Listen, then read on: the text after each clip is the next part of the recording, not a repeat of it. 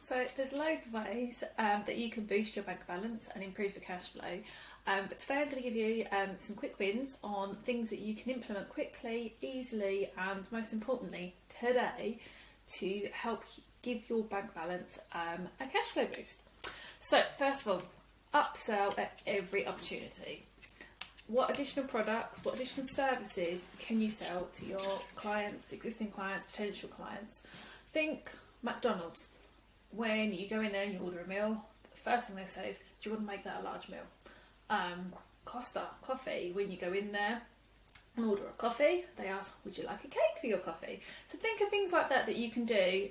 Takes 2 seconds just to ask the question. If they say no, they say no. If they say yes, then happy days. Next one would be to agree terms in advance, and it still amazes me that people don't do this. So agree terms in advance of when you want to be paid and how quickly, or what your terms are for payment. Once you've agreed that in advance, then they know and they're doing business with you on those terms. And another one, moving on from this, is requesting deposits up front. So if you've got a large project, request that deposit, get them booked in. So you won't book them in unless they've paid a deposit. That money gets put in your bank. If you've got materials to buy, then you buy those materials with that deposit money. So it's not taking up your cash flow.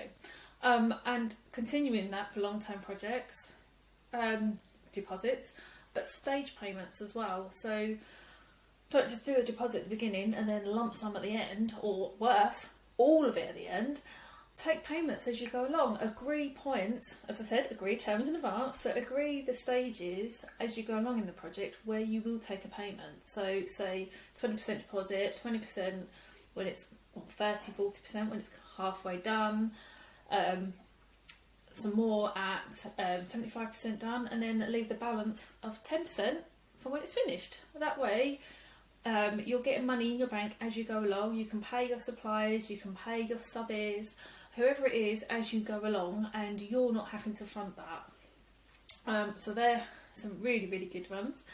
Don't assume people are going to pay you. Remind them. Life's busy. Everyone forgets. It's not at the forefront of their mind who they've got to pay. So remind people to pay. In Chaser and in Zero, there's a handy reminder before due date email. So you can just drop that email. It can be automated, so you don't have to worry about remembering to do that. Just to say, just a reminder that your payment's due tomorrow. Let me know if there's any problems, or I hope everything's all on track, or something along that lines. In your tone of voice, how you would normally speak, but reminding people to pay. One that we see an awful lot, and something that Zero definitely will help you, won't let you do an invoice without, is making it clear when you want people to pay you and how. I see so many invoices come in, not from our supplier because they're all in the industry and they know, but for client suppliers where there's no due date on the invoice. So how does your client or customer know when to pay if you've not told them? So add in that due date to your invoice, add in the bank details of where to transfer the money to, or adding even a payment service like Stripe or PayPal, Go Cardless, something like that to the invoice to make it clear when to pay and how to pay, and make it easy for them to pay. The quicker it is for them to pay and easier, the more likely it is they'll just do it, probably ahead of due date, so you get the money quicker. Another one is on completion of your job or the work or supplying the goods. You could arrange a courtesy call to follow up, to make sure that they're happy, they've received the invoice, so they can't say they haven't got it, and that payment has been authorised or payment is on its way. So you're doing a customer care thing there as well. You're not just chasing money, you're making sure your customer's happy, and I'm sure they'll appreciate that little check-in as well. Another thing you can do is ask your suppliers for more time to pay your bills, or set up payment plans. So like HMRC, for example, will set you up a payment plan, but you have to ask for these things. They're not just going to be given to you.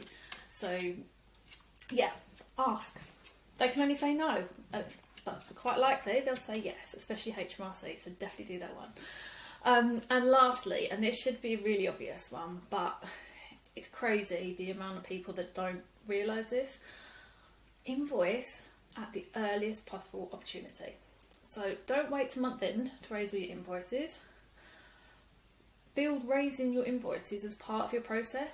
So your process for shipping goods, ship the good, invoice the goods, or if it's they pay up front, you invoice, they pay. But you get what I mean. Make it part of your process. So when we do one-off jobs, for example, all of our jobs, we've got the workflow in our practice management software, and towards the end, once we've completed the work, is the task invoice. It's a no-brainer. It reminds you to invoice. The sooner you invoice them, the sooner they can pay. So yeah, make that part of your daily process. So I hope these tips help, and any questions, then please do get in touch.